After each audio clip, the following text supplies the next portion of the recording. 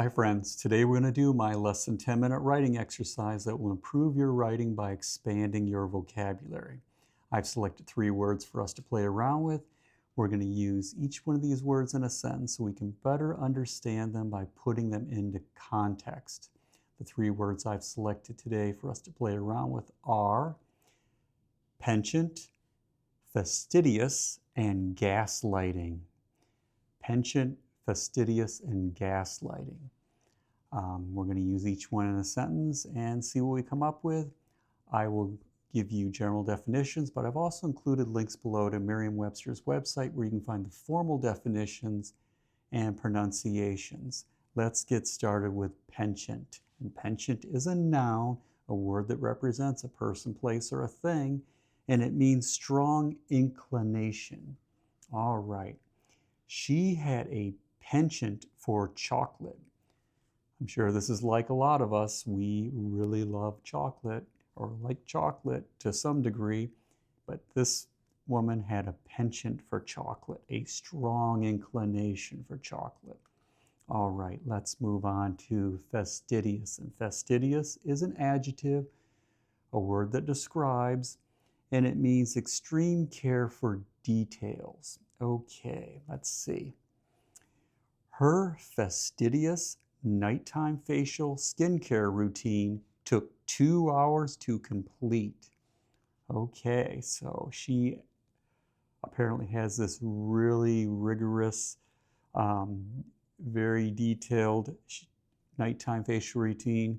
It's fastidious, extreme care for details. So she's really into taking care of her skin. She has this very 2-hour long nighttime routine that she does before going to bed. So she's fastidious, extreme care for details in regard to her skincare.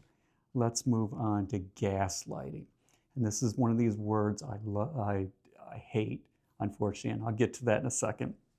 But gaslighting is a noun and a word that represents a person, place, or a thing. And it means psychological manipulation to cause a victim to question their own thoughts. All right, let's do the sentence first, then I'll give you my little commentary on gaslighting.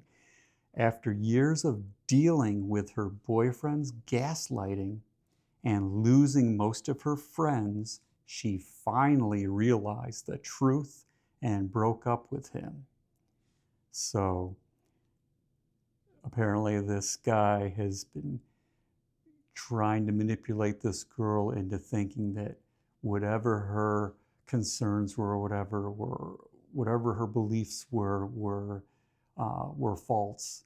So he gaslighted her. I'm sure, gaslighting is a term that we use so much today, and it's really common today, but it's one of these words that I just loathe.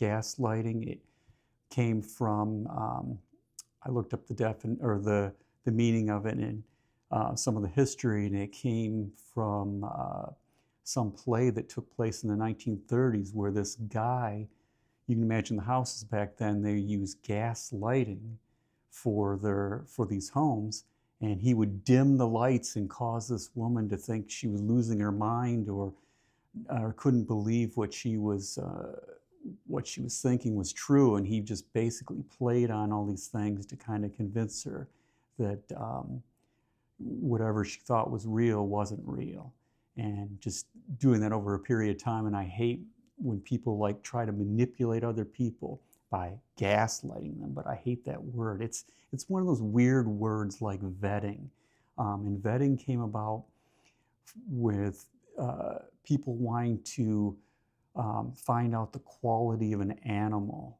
I think in particular it focuses on racing horses and checking out the quality of these horses or whatever, vetting. You take this horse to get vetted, but I hate how it's gone into the realm of hiring some people for a job or employment. We vet this person.